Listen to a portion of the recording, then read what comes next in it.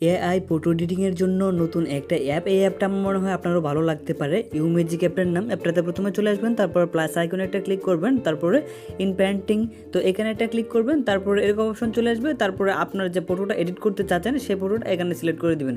ধরুন আমি এই ফটোটা সিলেক্ট করে দিলাম, তারপরে এখানে 9টা রেশিও আছে, এখান থেকে অবশ্যই একটা রেশিও সিলেক্ট করতে হবে। এখানে কাস্টমভাবে আপনি কোনো কিছু নিতে পারবেন না, তো রেশিও এখান থেকে অনেকটা রেশিও যেহেতু একটা না একটা আপনার হয়ে যাবে, সেট হয়ে যাবে।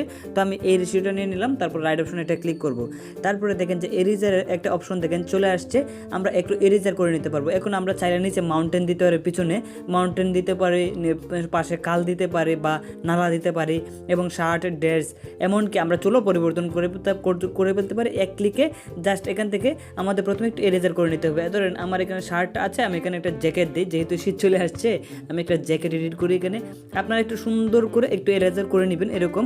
তো আমি একটু তাড়াতাড়ি করে নিচ্ছি, যেহেতু এখানে আমি ভিডিও বানাচ্ছি, করলে কিন্তু আরেকটু সুন্দর হবে এবং আপনারা আরেকটু ফলাফলটা আরেকটু ভালো পাবেন।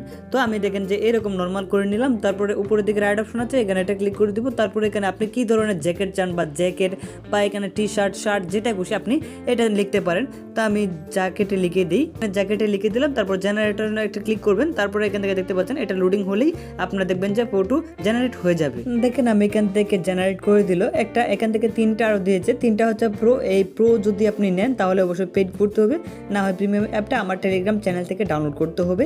তো আপনার টেলিগ্রামেও জয়েন হতে পারেন। তারপর এখান থেকে আপনারা যে কোনো অ্যাপ সম্পূর্ণ ফ্রিতে নিতে পারবেন ওয়াটারমার্ক ছাড়া। এটার মধ্যে যেহেতু ওয়াটারমার্ক আছে, দেখেন আগে কীরকম ছিল, এখন দেখেন কীরকম হয়েছে। এটা জ্যাকেট দিয়েছে, উপরের দিকে সেভ আছে, সেভেটা ক্লিক করবেন, তারপরে কিন্তু উপরে দেখেন সেভ হয়ে কিন্তু আপনার গ্যালারিতে চলে গেছে অলরেডি।